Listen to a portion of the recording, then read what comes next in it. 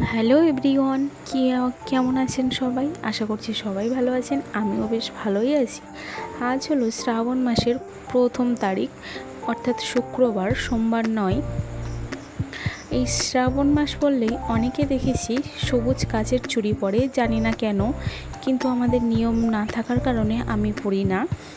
আমাদের বাড়ি কেউই পরে না। আজ যেহেতু শুক্রবার, শ্রাবণ মাসের প্রথম তারিখ, ওই জন্য আমি উপোস রেখেছি। শ্রাবণ মাসের প্রত্যেকটা সোমবারই আমি করে থাকি, কিন্তু প্রথম তারিখেই পড়েছে শুক্রবার, ওই জন্য আমি করলাম।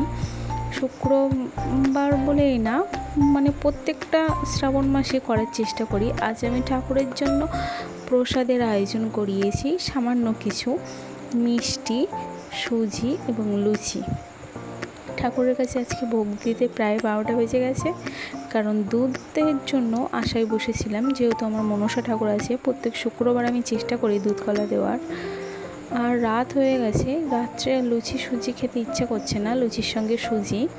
যেহেতু ভাত খাবো না, আজকে উপোস রেখেছি, ওর জন্য একটু আলুর তরকারি করে নিলাম। কিন্তু আমি এখানে দাঁড়াতেই পারছি না, এত পরিমাণ মাথা যন্ত্রণা করছে, সে আর কি বলবো।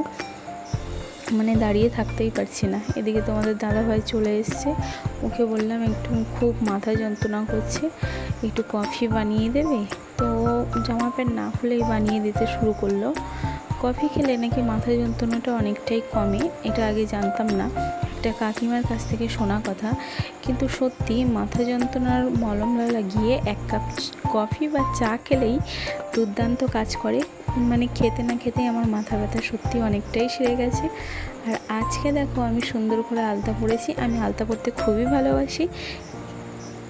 কে কে আলতা পরতে ভালোবাসেন অবশ্যই কমেন্ট করবেন। আজ এই পর্যন্তই, দেখা হচ্ছে নেক্সট কোনো ভিডিওতে। টাটা।